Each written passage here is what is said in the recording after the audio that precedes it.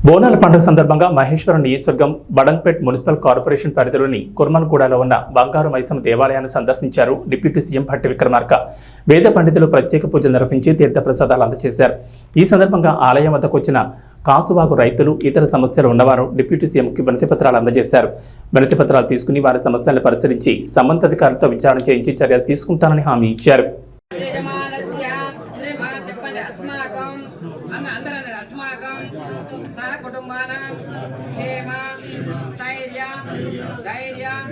విజయ అభయ ఆయువు ఆరోగ్య అభివృద్ధి